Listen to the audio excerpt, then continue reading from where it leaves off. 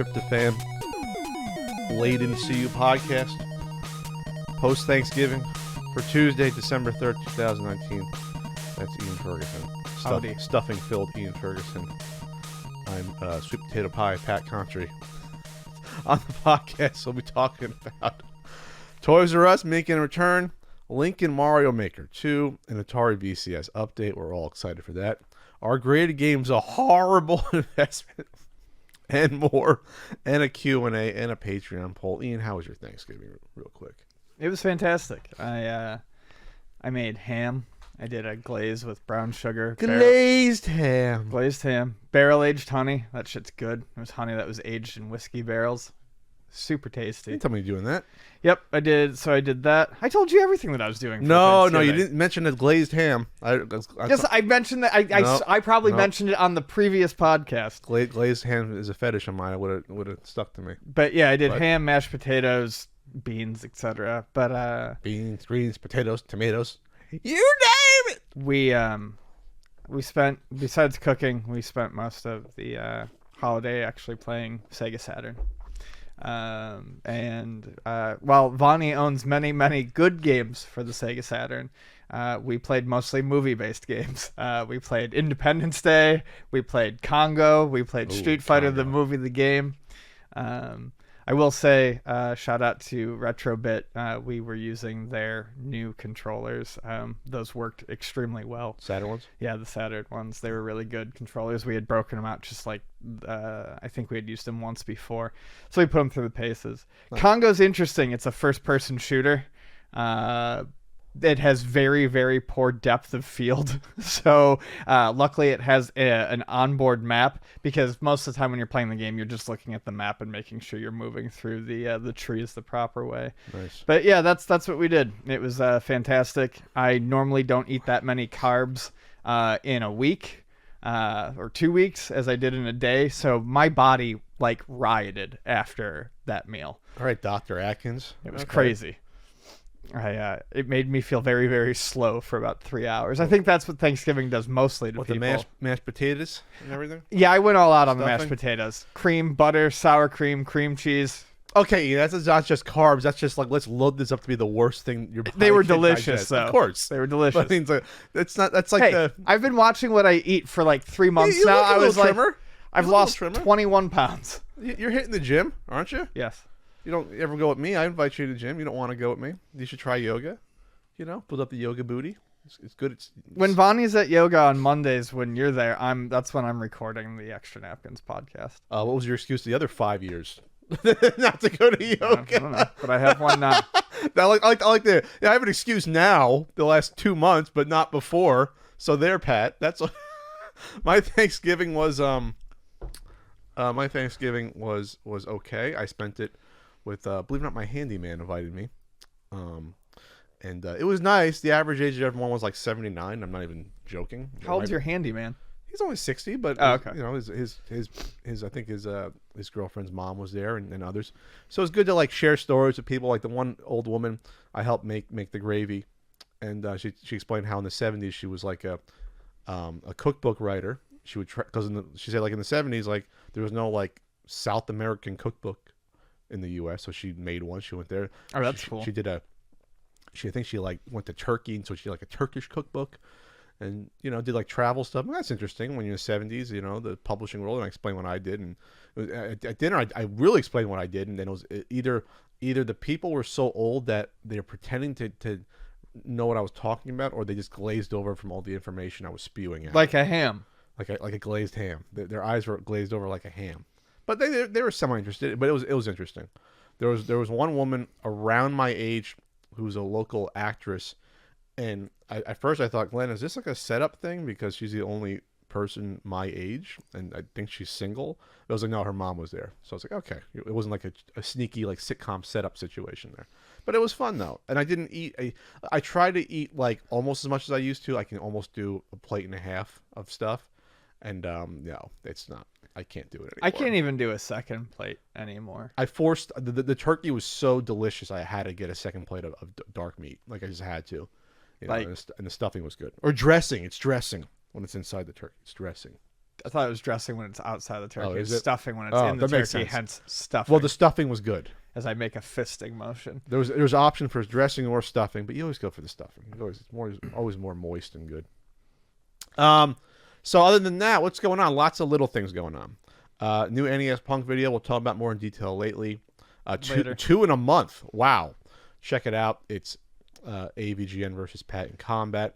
The app is finally updated, and it's a little rocky on the Android side. I understand that right now. It has been for years. That's why we had it totally updated, because it was abandoned by the developer. So give it patience. On the Android side, the iOS is a lot more stable. We're working through some bugs. The problem with Android, if you know that, is that there's a billion different phones, and they all operate on different sort of platforms, and they're different. iOS, it's all one interface and one platform to deal with. Really, technically, it's not on Android. So be patient. If you got the app and you update it, if there's huge problems, you can try deleting it and reinstalling it. Unfortunately, since now we're putting in cloud syncing function to backing up your data, your old data, if you update, unfortunately will be lost in terms of your collection. But we really couldn't do anything about that because the app was never future proofed. It was never in the past able to put on the features that it's now getting. So that was unfortunate. We tried to save the old data from people who said there's no way to possibly do it because it was stored locally, different one. There's just no way to pull it back for there. So apologize to that. I can only go by what my app developers tell me what they do. I don't have full control over that, but if you want a refund, I think you can get it on Android. I think you can get your money back, I think, if it's that horrible. But we're updating it. So give it some time, please. Shout out to SideQuest Games, who not only are now carrying a certain Super Nintendo guidebook, gave me a decent deal on that giant Mario that Ian said, oh yeah, I had that giant plush Mario. I still do. From 88, 89, yeah. I'd never known where it came from. I assumed it was a bootleg. Oh no, that's real. It's the same as the little guys right here, Ian. And now that I think about it, I think I actually found that at like a Goodwill or something. But my friends and I always, specifically one friend and I always refer to that as the "Where's My Keys" Mario. He looks very, very concerned. What? I gotta get to work. And we would sit down there in the basement den room with the games and stuff, and we'd sit there and we'd trip our balls off, and the stories we would spin. I mean, I walked in today and saw "Where's My Keys" Mario, and I immediately felt for the guy, because he's still, we're talking 25 years later, still looking for his fucking keys. Look at him. Guys, this is all well and good. I'm happy to be here, but can you please tell me, where are my keys? I need to know where my keys are. My kids need to eat. It's not, my wife is worried. I need to get home. Like the little one has a smile on his face, right? That's not a smile. That's like a concern, like, let's go. Holy shit. I've been looking for this set of keys for 20 plus years. Where are they? It's almost like he's trying to manage a party and everything's going wrong. That's the way I look at him. Yeah. It's like, what happened to the nachos? I had the plate right there. Where are they? Good to Someone see you here. took the nachos. I'm glad that you're not still trying to find them in my parents' basement. Where is Bob? Bob was supposed to bring the ice. Maybe. Where is Bob? Maybe your keys are here. So that's very neat. So, but now I got to get to Luigi. So that Luigi be like, where's my wallet, Luigi? That's what to put the two together on that. But, so... fucking this guy's gonna be looking for his keys all episode. Always in the podcast and staring at Ian like Ian knows where they are. Well, we have history. You just had them in your hand. You went out to the car to get your coat. How did you lose the keys? It was a minute, Ian. WMK Mario and I have history. Not for resale, a video game store documentary. We are in the final throes of getting it on the Blu-ray for our Indiegogo backers.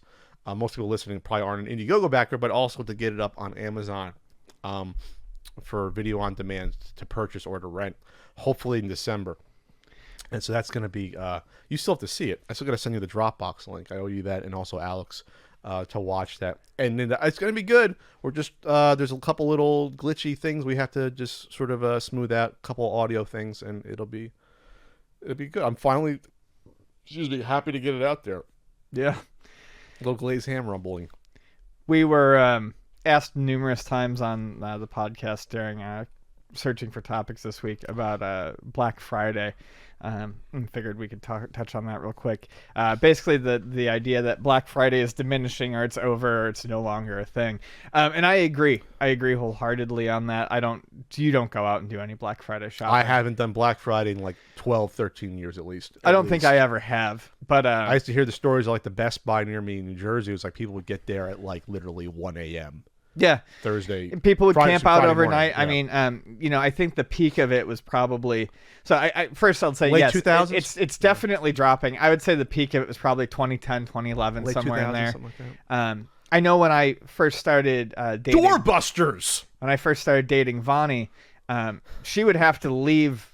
The Thanksgiving, whatever celebration we were doing, if she was, eating with me, she'd have to leave at like 8 to go and get ready to like have things ready for the store, because it's opening at 10 or it's opening at midnight or something crazy like that. People with actual like tents and, heaters and shit like that, waiting in line.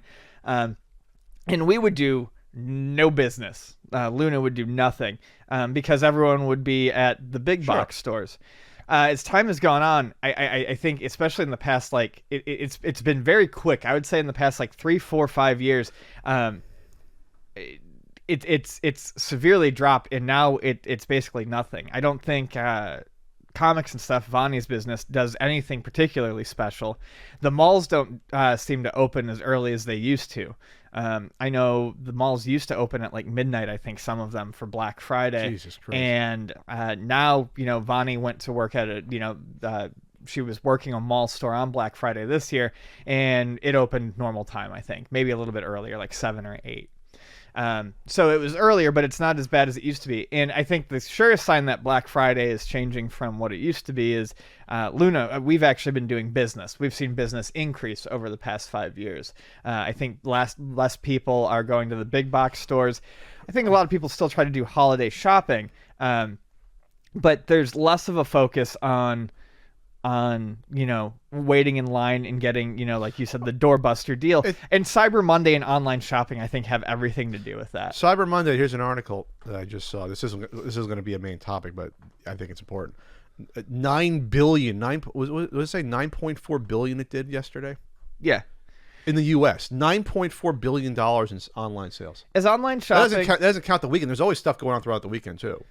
As online shopping becomes more of the norm, and as people are more and more get more and more comfortable with it, there's no reason for anyone to ruin their holiday, go out early in the morning. Most places in the U.S., a lot of places in the U.S., in the freezing cold, and stand in line for a TV that you can get for the same price on Monday, sitting in your pajamas drinking tea. Rush through against the hordes of people that will fucking elbow you in the face to save $20 on a toaster. That's what you're doing. Have you seen those videos? Yes. Literally door-busting deals. People run through and trample each other to get money off. Now, people have been killed.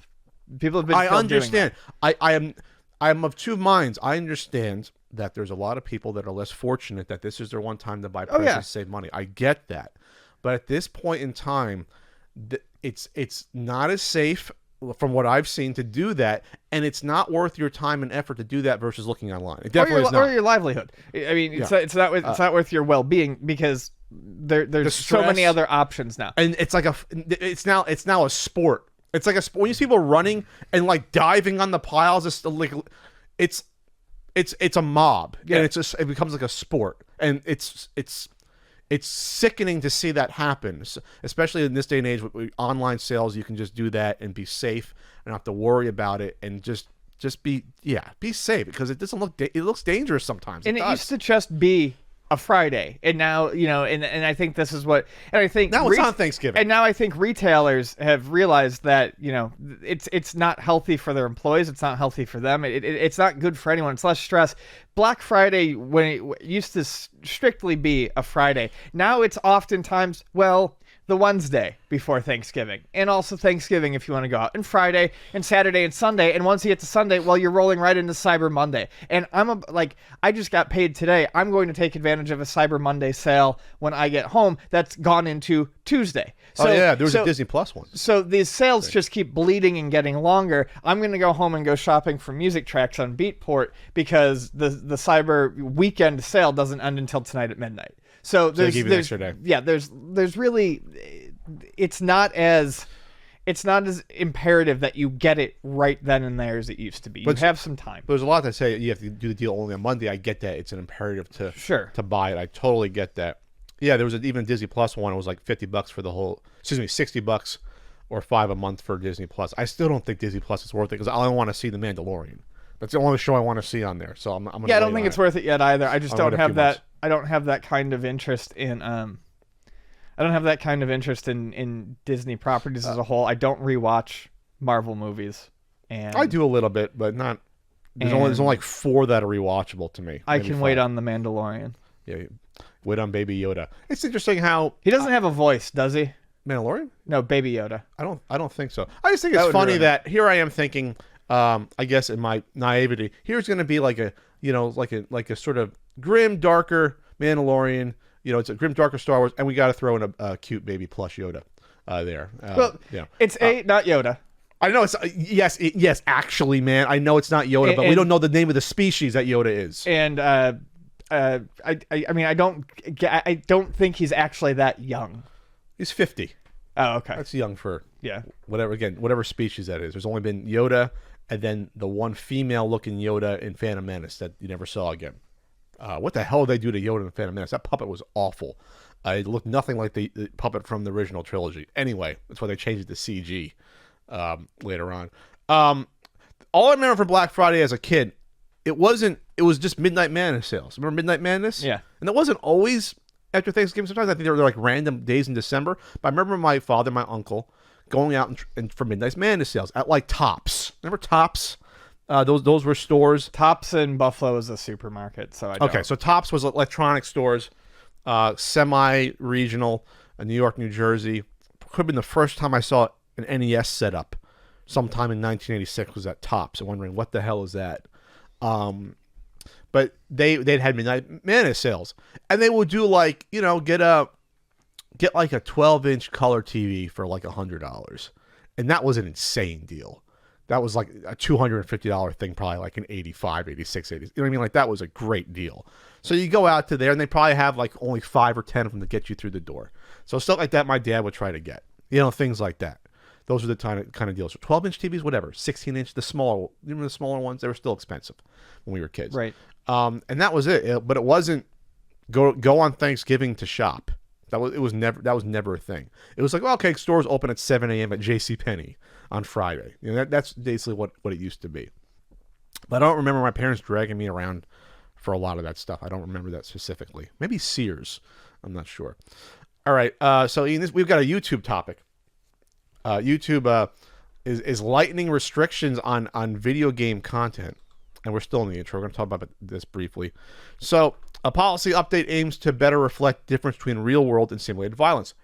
So there was a change that happened a while back where they would start to age gate videos and restrict ads if you were showing like, playing Doom. Right. Or Call of Duty or things like that. And it was basically being treated like it was real life violence. And that, of course, hurt people that were, gaming YouTubers. And there's some people that focus mainly on one game like Call of Duty, and it could hurt them. So fortunately, YouTube gaming has lightened its restrictions. So now, future gaming uploads that include scripted or simulated violence may be approved instead of being age restricted. There will be fewer restrictions for violence in gaming, but this policy will still maintain our high bar to protect audiences from real-world violence. We may still age restrict content if violent or gory imagery is the sole focus of the video.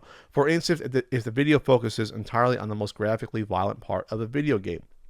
So if it's a video that's all the fatalities from Mortal Kombat, or goriest kills in game, so when you're driven there by the violent content versus the gameplay, because violence is a part of first-person shooters, but that's not like the main draw, I would say, to those videos. It's a video game, so it's good. This doesn't really affect me. I've never had a video age gated because of violence in a game, only because maybe I've gotten spanked by someone in a video. That's the only time something may have been community age-gated. So it's just good, though, that, YouTube is finally catching up. They're always like a year and a half behind making these moves. I don't know why they move so slowly. I don't know how the corporate structure acts or if they care. It's a very strange company when you see these things happen, not to get in front of these things more sooner, or even just to catch up there. So any thoughts on it, Ian? It's good because to me, video game violence is more like PG-13ish. It's not like R. Well, I mean, it depends on the game, obviously, but I'm just happy to see that it's going to be treated more like everything else. Because if kids can go and play these games easily that are 13, 14, why can't they watch the video content on it? Right, exactly. If there's violence in a T-rated shooter, then it should be accessible to the same people that it's sold to. There should be some uniformity across the board. Sure. And then you want to talk about the Riot Games I think it's important to... Because we did talk about this in November. Oh, yeah, we've talked about it a couple times. It's important to bring this up. We talked about it when the story first broke. We talked about the update, and I think we should at least mention this. Riot settles its lawsuit. It's going to pay every female employee since 2014 out of a $10 million fund, based depending on position and length of time employed. So basically, the payout was, reading from the Kotaku article, I believe this was updated by Cecilia D'Anastasio, who did the original article. Riot Games will pay out a huge $10 million proposed settlement collectively to every woman who has been employed by the company at any time over the last 5 years. The settlement is one of the largest in California history for a gender discrimination suit, says the plaintiff's lawyer. So basically, there was a huge expose about how women at Riot were disadvantaged. They were receiving less pay for the same positions between male and female workers. This will... was also promotion things, I thought, too. And promotions. People being promoted above them that they thought weren't as qualified or... Correct. Yeah, that was the thing. So it's good to see this. Some people who have worked there have said that Riot has definitely made strides to fix their wrongs. Other people say that it feels a little bit hollow because a lot of the people who caused the problems in the first place are still working there and receive, apparently no repercussions. However, I do think it's good that the people who were paid unfairly are going to receive the money that they deserved. It's a step in the right direction. Was it pay discrimination, or just I thought it was the hiring and promotion, which goes down to pay as well. It also clearly says pay discrimination here as well. Okay. And the money will be determined by their tenure length and status. Okay. I don't see that in the article, Ian, but okay, I'll trust you on it. Anyway, so I think it's interesting this stuff still happens just because of the potential of lawsuits and just the fact that it hurts your company not hiring and promoting the best people for positions. Maybe I'm being naive in saying that, and my egalitarian mindset, but there's no way you run a company and want to be successful not hiring and promoting the best people regardless of who they are. I just think that's insane that happens, where you'd rather have a potential bro culture versus making sure the most competent person's in a position. So I just think it's so silly. By the way, it's right here at the end of the second paragraph. Second paragraph also describes how women at the League of Legends publisher were paid less than men in the same or a similar position. Okay, sure. Okay, that's interesting how that could even happen at a corporation where corporations, when they put out, we're hiring, it's usually a range.